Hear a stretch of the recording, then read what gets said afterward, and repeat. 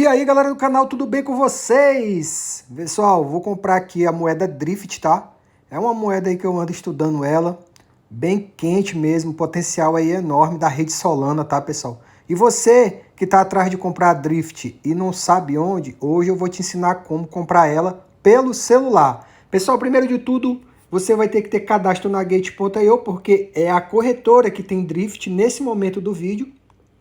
E depois você vai ter que mandar o USDT para cá para Gate, utilizando a Binance, outra corretora que você tiver aí. Vou deixar aqui na descrição um link onde tem um vídeo para você ver como que manda o USDT aqui para Gate.io, tá? Bem simplesinho o vídeo, é só para você não fazer nada errado.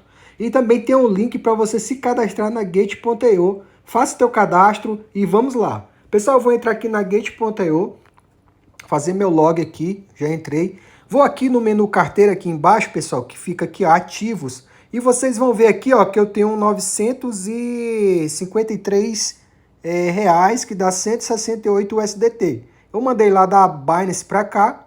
E agora, pessoal, vamos comprar a moeda Drift. Como que faz? Vamos clicar aqui no menu negociar, aqui do meio azulzinho. Não sei se vai estar o mesmo botão assim aí mais para frente ou futuramente, mas é em negociar. Aqui onde tem XRD ou USDT, a gente clica e coloca o nome da moeda, que no caso seria a Drift. Pronto, Drift. Aí tem ela com barra USDT. Aí eu escolho ela aqui, pessoal. E aí, pessoal, aqui onde tem limite eu vou colocar mercado. E nessa barrinha aqui, ó, você vai escolher quanto dos seus USDT que você quer comprar dessa moeda. Eu vou comprar tudo. Vai dar um total de 168 USDT aí, ó. Vou clicar em comprar, colocar minha senha de segurança e já fez a compra aqui, ó. Deu o quê? 387 Drift. Vamos aqui no menu ativos na carteira. E tá aqui, pessoal, Drift. Deu 387 Drift aqui, ó, tá?